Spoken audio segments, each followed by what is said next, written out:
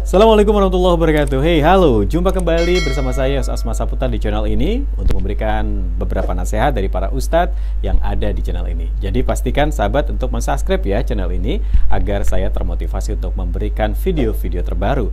Dan pertanyaan kali ini kita ajukan kembali kepada guru kita Buya Yahya, dan pertanyaannya adalah berkenaan dengan nasihat. Buya, ini banyak juga yang bertanya kepada kami mengenai cara memberikan nasihat kepada orang yang dekat dengan kita, entah itu keluarga, entah itu teman, entah itu orang di sekitar kita.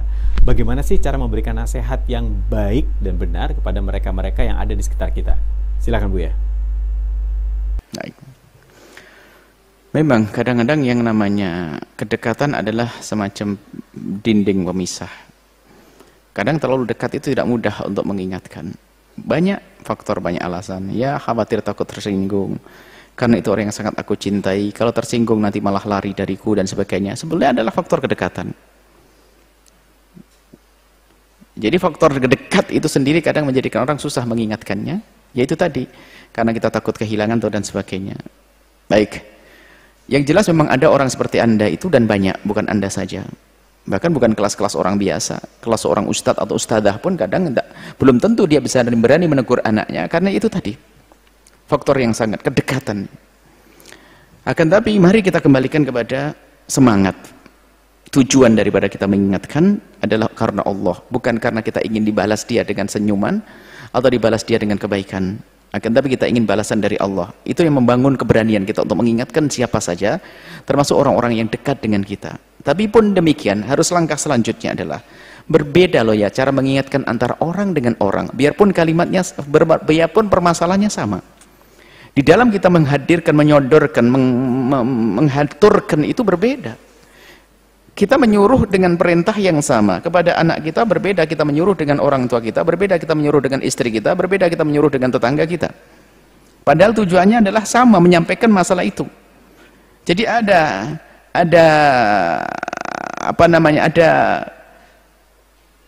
muqaddimah atau sesuatu yang mengiringi ini untuk sampai ke sana. Maka ini perlu namanya kecerdasan. Kalau dengan sahabat mungkin Anda bisa mudah langsung, ya ukhti, tolong ini loh ya, ini saya dengar begini-begini. Tapi kepada ayah belum tentu. Kenapa? Mungkin pernah punya pengalaman waktu Anda mengingatkan dimarahi, ya kan? Berarti nggak bisa Anda melakukan cara yang serupa. Maka mempelajari, intinya begini, Anda harus berusaha untuk bisa menyampaikan. Dan pertanyaan Anda sangat masuk akal. Hanya sekarang Anda harus tahu bahwasanya nggak boleh, aku harus bisa mengingatkan saudara saya atau menyampaikan pada saudara saya. Cuman sekarang langkah yang harus Anda tempuh adalah cara seperti apa. Nah, mungkin dengan cara bukan berasa basa nasihati, mungkin kita seolah-olah bertanya, atau mungkin dalam momen-momen tertentu kita seolah-olah nasihati anak kita di saat ada, misalnya nasihati adiknya di saat ada abangnya. Kalau mungkin dengan ibu kita mudah, mungkin kita ingin nasihati ayah, kita mungkin seolah nasihati ibu tapi ayah mendengar, dan seterusnya. Jadi harus cari, kita tidak tahu karakter keluarganya seperti apa. Kemudian yang harus kita ketahui, jangan suudon, jangan dianggap setiap orang kalau mendengar omongan kita lalu marah. Ibu Anda, ayah Anda, jangan prasangka buruk, prasangka baik, semoga akan mendengar omongan saya. Kemudian setelah itu Anda mulai melangkah dengan cara yang terbaik. Dan ingat, ada beberapa hal, dua hal yang harus Anda ketahui dalam mengingatkan, menyampaikan kebenaran atau mengingatkan. Yang pertama adalah kebaikan tidak harus diucapkan saat itu juga. Artinya Anda harus memilih waktu yang tepat untuk menyampaikan kebaikan dan kebenaran tersebut kepada orang dekat Anda. Yang kedua adalah kebenaran atau kebaikan tidak harus diucapkan oleh lisan Anda, mungkin bisa melalui orang lain, atau Anda bisa mengirim surat yang indah, surat cinta atau apa saja kepada suami atau istri, kepada anak. Anda bikin sesuatu yang indah yang isinya adalah tentang, tapi kalimat indah bukan nasihati bahasanya. Ingat dua hal. Kebenaran tidak harus diucapkan saat itu, artinya harus pilih waktu. Jangan Anda dapat hari ini langsung Anda sampaikan malam hari, enggak, mungkin minggu depan.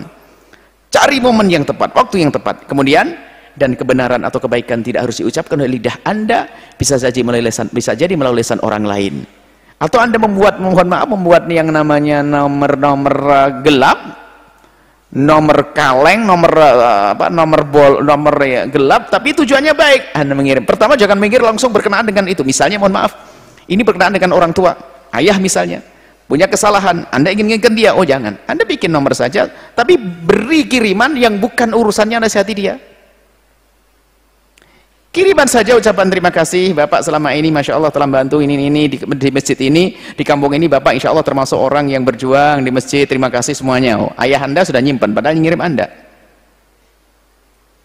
Setelah itu berikutnya ini, baru yang ke-10 mungkin Anda baru menginginkan pesan untuk orang tua Anda, tapi bukan atas nama Anda.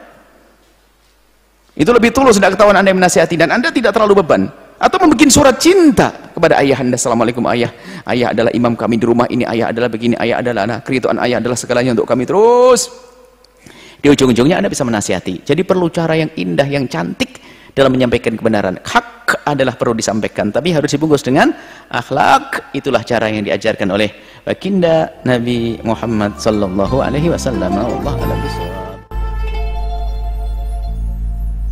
Ya, terima kasih Buya atas nasihatnya. Mudah-mudahan dapat kita amalkan dalam kehidupan sehari-hari dan juga sahabat di rumah bisa mengerti apa yang dijelaskan oleh guru kita Buya Yahya. Jadi carilah cara yang indah ya, cara yang bagus untuk bisa memberikan nasihat kepada orang yang dekat dengan kita.